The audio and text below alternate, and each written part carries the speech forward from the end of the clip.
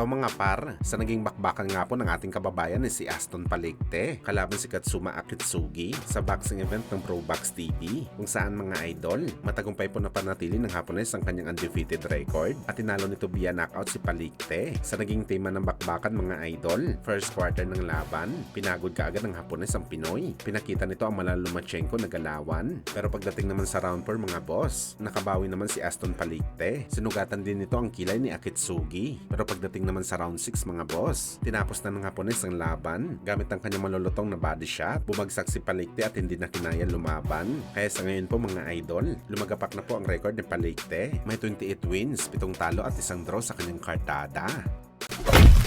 Samantala sa ginanap naman po na boxing event ng Combate 16 kagabi sa Mandawi, Cebu, nagpakitang gilas mga idol ang Pinoy hard-hitting puncher na si Christian Dabam Araneta sa naging laban nito kontra sa Thai boxer na si Sanchay Yotbon, kung saan mga idol hindi nga po umabot ang Thai boxer ng 2 minuto sa Pinoy prospect. Wasak na wasak agad ito sa bakbakan. Pero bago hininto ang laban mga boss, pinagapang muna ni Araneta itong si Yotbon sa lona ng 3 beses. Body shot at lepok ang kinain ng Thai boxer. Hindi talaga nito kaya i-handle ang lakas ni Araneta sa bakbakan. Sa ngayon po mga idol, nag-improve na po ang kartada ni Araneta sa 25 wins. May 2 talo at 20 dito ay nakuha niya sa knockout. At inaasahan natin mga idol na mapapalaban si Araneta sa isang title fight para sa IBF.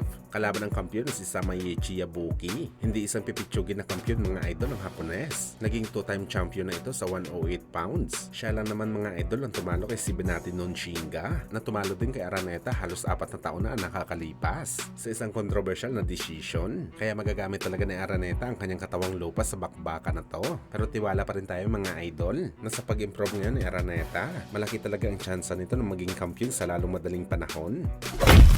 Sa kabilang banda naman mga idol, legendary Mexican boxer na si Juan Manuel Marquez, prangka ang sinabi na kung papipiliin man daw siya mga idol kung sino ang pinakamabagsik na fighter sa kanyang generation, hindi daw siya magdadalawang isip mga idol na piliin ang ating pambansang kamao Manny Pacquiao. Kahit pa daw tinalo nito si Pacman sa kanilang pang-4 na laban kung saan ito pinatulog ang prime na Pacquiao, hindi pa rin daw kasi mga idol may i-deny ni Marquez na si Boss Manny talagang number 1 sa lahat. Nasabi daw ni Marquez ang ganitong bagay sa rason na si Pacman daw lang inaatrasan na laban. Lahat daw na magagaling sa kanilang generation nilabanan talaga ni Pacman at nanatili talaga ito sa tuktok. Kung saan malalaman talaga natin mga idol na ni kailan hindi talaga umatras ang Pinoy legend dahil sa pangatlong laban ni Pacman kay Marquez kung saan nanalo dito si Pacman sa isang controversial na decision. Pwede na sana mga idol wag labanan ni Pacman itong si Marquez dahil wala na siya dito obligasyon, pero dahil matapang si Pacman, pinagbigyan nito ang Meksikano para patunayan na hindi talaga siya umaatras sa mga hamon ng laban.